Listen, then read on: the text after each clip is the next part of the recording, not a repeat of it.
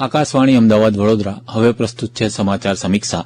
આજનો વિષય છે ઓપરેશન સિંદૂર, આતંકવાદને ડામવાનું અમોઘ શસ્ત્ર। લેખન અને રજૂઆત હર્ષલ પંડ્યા। આતંકવાદના ગુનેગારો અને આયોજકોને સજા આપવા, સરહદ પાર આતંકવાદી માળખાને નષ્ટ કરવા, નાગરિક જાનહાની ટાળી ફક્ત આતંકવાદી લક્ષ્યોને નિશાન બનાવવાના ઉદ્દેશ સાથે ભારતે અમલમાં મૂકેલું ઓપરેશન સિંદૂર આજે આતંકવાદને નાથવાના ભારતના સંકલ્પ માટે અમોઘ શસ્ત્ર સાબિત થઈ રહ્યું છે। 22 એપ્રિલના રોજ પહલગામમાં થયેલા આતંકવાદી હુમલામાં 26 લોકોના જીવ લેવાયા બાદ સાંપ્રદાયિક સૌહાર્દને વિચલિત કરવાના, નિર્દોષ નાગરિકોના જીવ લેવાના અને ડર ઉભો કરવાના પાકિસ્તાનના મનસૂબાઓ ફરી જીવંત ન બને તે માટે પાઠ ભણાવવાના પ્રયાસના ભાગરૂપે ભારતે ઓપરેશન સિંદૂર અમલમાં મૂક્યું। ઓપરેશન સિંદૂરે સરકાર, ભારતીય સૈન્ય અને સમાજના ત્રિવેણી સંગમને વિશ્વ સમક્ષ ઉજાગર કરી દીધું છે કે હવે આતંકવાદના આકાઓની ખેર નથી। પ્રધાનમંત્રી નરેન્દ્ર મોદીએ પણ આતંકવાદને ખતમ કરવાના ભારતના સંકલ્પને દોહરાવ્યો હતો। पहला, भारत पर आतंकी हमला हुआ तो मुंह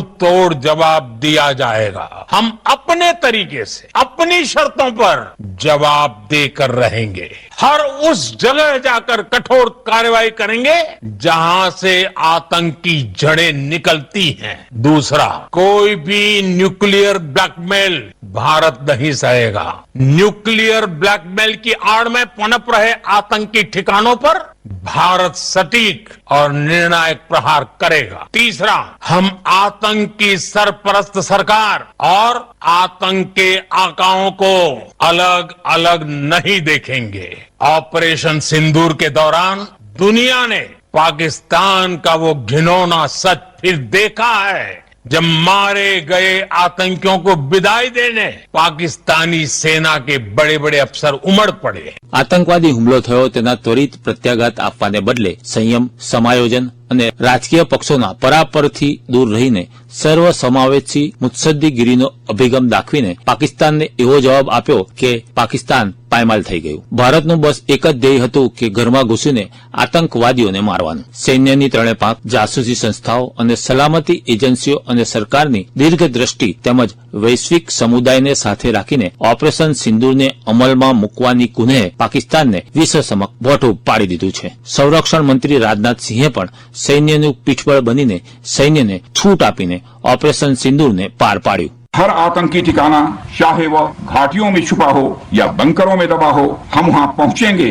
और दुश्मन की छाती चीर कर हम उन आतंकी ठिकानों को खत्म करके ही हम वापस लौटेंगे। ऑपरेशन सिंदूर आतंकवाद के खिलाफ भारत द्वारा चलाई गई अब तक के इतिहास की मैं मानता हूं यह सबसे बड़ी कार्रवाई है। आज भारत ने पूरी दुनिया को यह स्पष्ट कर दिया है कि आतंकवाद के खिलाफ हम किसी भी हद तक जा सकते हैं। संघर्ष विराम માટે વિશ્વના દેશોના ઘૂંટણીએ પડનારા પાકિસ્તાને યુદ્ધ વિરામનો ભંગ કર્યો, જેનો પણ ભારતે જડબાતોડ જવાબ આપી દીધો હતો। ત્યારે હવે જો કોઈ પણ આતંકવાદી હુમલો થશે તો તેનો જડબાતોડ જવાબ આપીશું તેમ કેન્દ્રીય ગૃહમંત્રી અમિત શાહે જણાવ્યું હતું। आजादी के बाद भारत की सेना ने 100 किलोमीटर अंदर जाकर आतंकवादियों के कैंप्स को ध्वस्त करने का काम किया और जो डराते थे कि हमारे पास एटम बम है, उनको लगता था उनकी धमकियों से डर जाएंगे, परंतु ऐसा नहीं हुआ।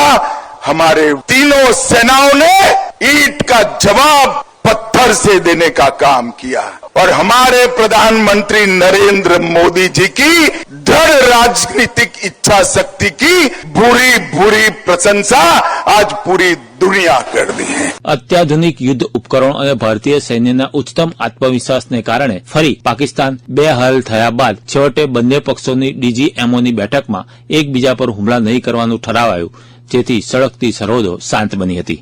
ભારતના ઓપરેશન સિંદૂર દરમિયાન ભારતમાંથી જ નહીં પરંતુ અમેરિકા, રશિયા, ઇઝરાયેલ સહિતના મિત્ર દેશોએ પણ ભારતને ખભે ખભા મિલાવીને સહયોગ આપ્યો હતો અને ભારતની આતંકવાદને નેસ્તનાબૂદ કરવાની પ્રતિબદ્ધતા માટે તેની પીઠ થાબડી હતી।